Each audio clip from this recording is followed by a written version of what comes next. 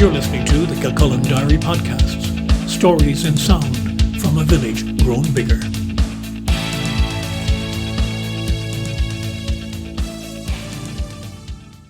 Hello, I'm Brian Byrne. This is Kilcullen Diary, and this episode is from my Persons of Interest podcast series. The Bönickhausen Tower doesn't have the same ring to it as the Eiffel Tower, but the best known symbol of Paris could well have been just that if its builder's family hadn't added the name of their local mountains to their surname when they emigrated from Germany. In 91 years of life, Gustave Eiffel left enduring engineering legacies, including that Paris Tower, the Garbet rail viaduct in central France, and the Statue of Liberty in New York, USA. Born in Dijon as Alexandre Gustave Bönickhausen d'Eiffel, the young Gustave's mother was a successful businesswoman, aided by his father, a former French soldier. And that meant that Gustave lived mostly with his grandmother as a child. He wasn't a particularly assiduous student, but he was strongly influenced by spending time with an uncle who owned a chemical works and his chemist friend.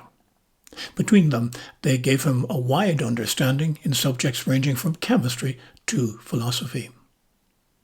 And that prompted him to become more studious, and he managed to gain a place in the prestigious École Centrale des Arts et Manufactures in Paris, from which he subsequently graduated in 1855 with a chemistry major. Following a period without paid work, the young Eiffel took up a number of positions under the patronage of railway engineer Charles Neveu. These led to promotions and eventually management of a number of railway bridge construction projects, which gave him experience in large, heavy structures. In 1865, he decided to go out on his own as a consulting engineer, having concluded that no further promotions prospects were available to him where he was working. There were projects for the Egyptian government, for a cathedral in Peru, and for the structural design of a hall for the 1867 Paris Exposition. Contracts for a railway bridge in Portugal and Budapest station in Hungary, successfully carried out, enhanced his reputation. By the time of the next Paris Exposition in 1878, he was considered one of the leading engineers of the time. A contract to design the core structure of Auguste Bertholdi's Statue of Liberty in New York led to the entire statue being made in Eiffel's workshop in Paris. It was then disassembled for shipping to its destination, where it was to become not just a symbol of New York, but of the ethos of the United States itself. The Eiffel Tower began in 1884 as an idea from two engineers in Eiffel's company as a centerpiece for the next Paris Exposition scheduled for 1889. The concept received a lukewarm reception, not least from Eiffel himself, but eventually became a commissioned project.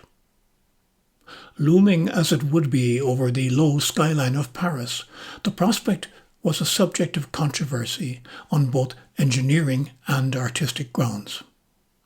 But on the 31st of March 1889, Eiffel led a climb of officials and friends to the top and hoisted a French tricolour to the accompaniment of a 21-gun salute. That success was, however, somewhat undermined by a rumbling financial scandal over a French company's attempt to build a canal across Panama, for which Eiffel had been contracted to design and build the locks. The project failed, and even though not a direct part of the undertaking, Eiffel was convicted in 1893 with promoters of the project for obtaining money by fraud. His conviction was subsequently quashed on appeal, but before his trial, Eiffel had announced his intention to resign from his company's board and that his name should be removed from the company.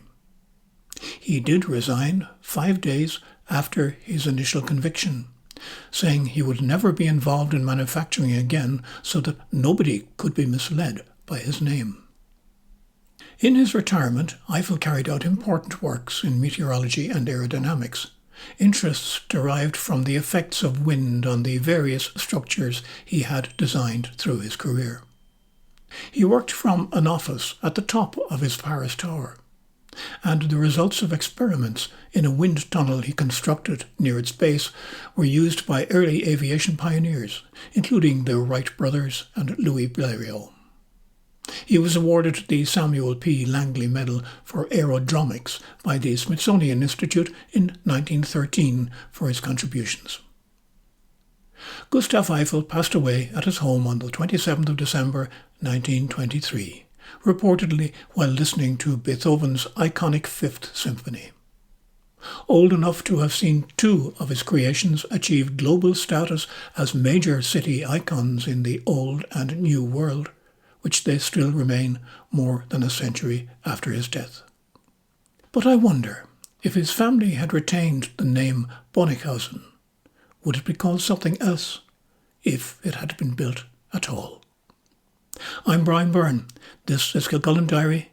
Thank you for listening.